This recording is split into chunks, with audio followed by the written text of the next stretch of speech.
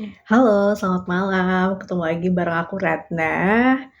Kalau misalnya biasanya kita ngobrol sebelum tidur, kali ini kita take-nya bukan sebelum tidur ya, tapi lebih pengen ngobrol-ngobrol hal random yang satu pekan terakhir tiba-tiba muncul di benakku. Ini adalah part 2 dari video Random Thought pertengahan pekan. Jadi yang keempat itu adalah ini poinnya yang aku mencoba mengkristalize ya informasi-informasi yang sebelumnya aku dapetin, pengalaman-pengalaman yang sebelumnya aku alami, terus mengamati diri sendiri juga. Nah, poinnya adalah pada akhirnya tuh ya, orang, sosok yang bisa kita tanyai tentang pilihan-pilihan yang kita pilih, itu ya diri kita. Misalnya nih kita memilih sesuatu nih, terus kita kita adalah orang yang akan menanyakan dan akan menjawab sendiri. Nggak ada orang lain yang bisa jawab. Karena itu adalah pilihan kita dan yang akan ngejalaninnya kita juga, kayak gitu. Jadi kayak misalnya, cocok nggak ya pilihan ini buat aku? Yakin nggak nih aku akan milih ini? Ini adalah sesuatu yang aku tuju nggak ya? Ini kira-kira nanti kalau aku ngejalaninnya, aku oke nggak ya? Terus kalau misalnya ada pasti setiap pilihan tuh ada konsekuensinya kan, jadi belibet. Jadi setiap pilihan tuh kan ada konsekuensinya kan, terus kayak, siap nggak sih aku untuk ngejalanin ini konsekuensi, kayak gitu. Jadi, misalnya nih pasti ada orang yang sering, apa ya, aku juga termasuk, sering nanya kayak ke expert kayak gitu, atau ke mentor. Kayak misalnya, "Mas, Mbak, atau, Pak, ini kira-kira menurut Bapak, oke nggak ya buat saya?" Nah, biasanya beliau-beliau itu akan nanya balik ke aku, "Menurut kamu gimana? Kalau menurut kamu oke, ya udah jalanin.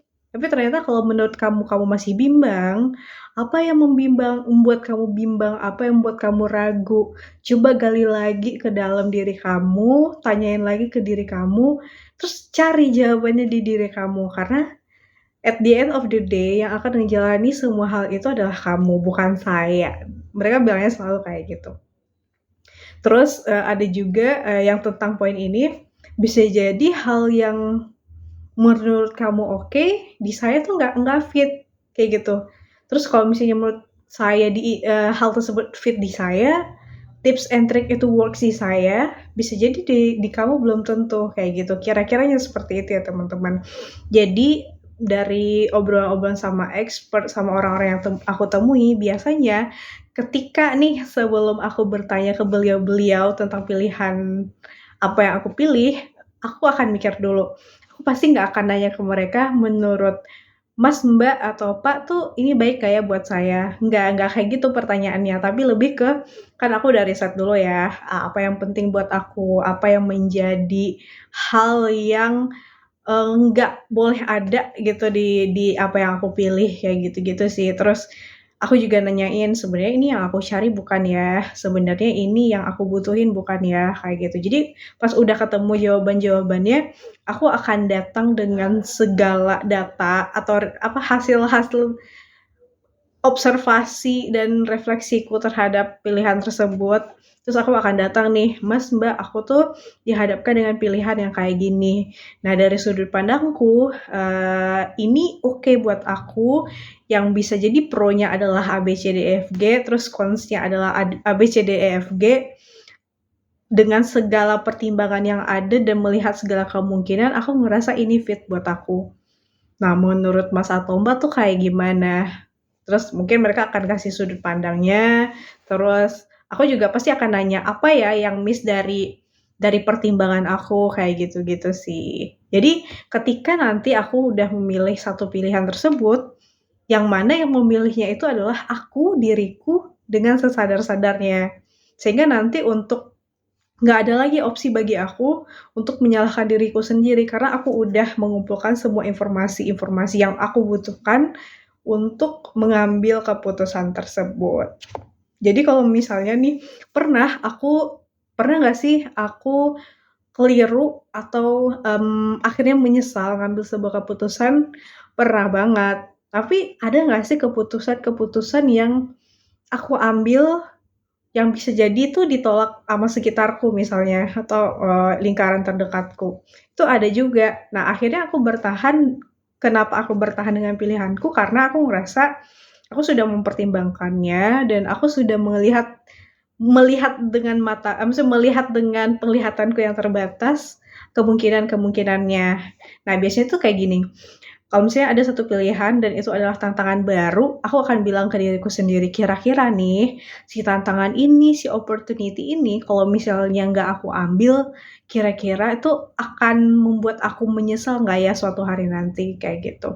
Jadi aku pernah mendengar satu kutipan ya, kita itu akan lebih menyesal nantinya dengan apa-apa yang kita bahkan nggak pilih kayak gitu. Sorry sorry aku ralat dulu. Kita itu akan lebih menyesal dengan keputusan-keputusan yang kita akhirnya nggak jadi pilih. Contoh nih, kita misalnya mau nyoba hal baru, tapi kita nggak jadi pilih nih. Terus nanti one day, 10 tahun lagi, 20 tahun lagi, kita keinget nih, tiba-tiba keinget, kenapa ya waktu itu aku nggak ngambil ini, kenapa ya waktu itu aku nggak mengusahakan ini, kayak gitu. Itu kan jadi penyesalan tersendiri ya bagi kita. Yang bisa jadi penyesalan itu tuh akan ngebawa kita sampai akhir hayat kita, karena kalau misalnya kita nggak bisa melepaskan ya, kayak gitu. Jadi kalau dari aku sekarang tuh, kalau misalnya aku ngambil satu pilihan, kira-kira kalau misalnya aku nggak ambil, aku akan menyesal atau enggak ya, kayak gitu. Terus kalau misalnya aku ambil nih, apa yang kira-kira manfaat baik dari keputusan ini untuk aku?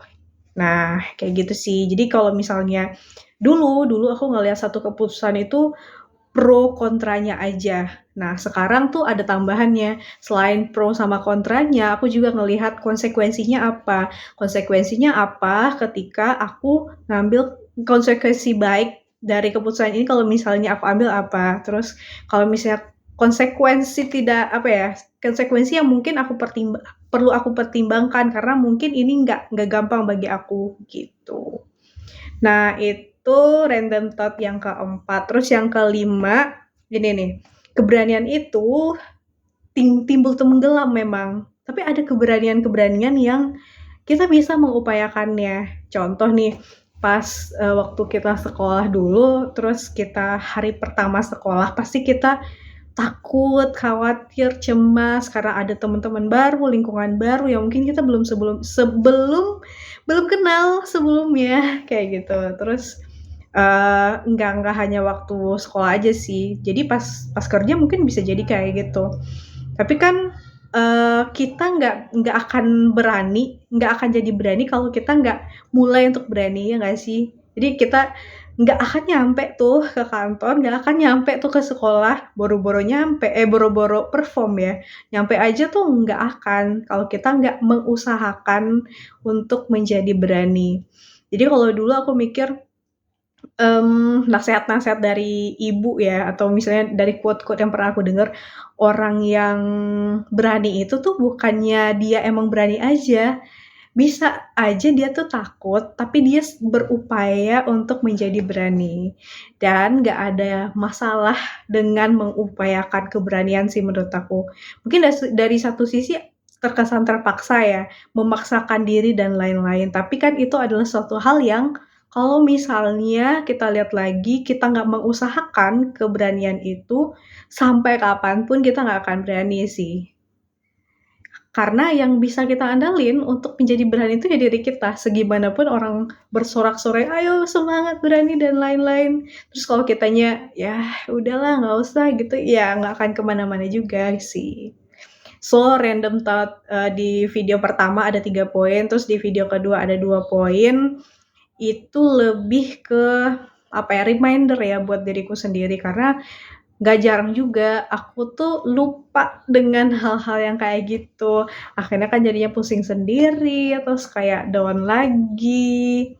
Nah, semoga dengan video ini yang aku juga buat bisa jadi reminder juga bagi aku, bagi teman-teman yang ngelihat, reminder bagi kita untuk menjalani kehidupan selanjutnya. Karena kalau misalnya, kita mungkin pernah tahu, tapi kalau misalnya kita udah lama nggak denger itu bisa jadi kita lupa kan. Oke, itu aja dari aku, selamat beraktivitas. Oh enggak, selamat beraktivitas buat besok. Bye-bye.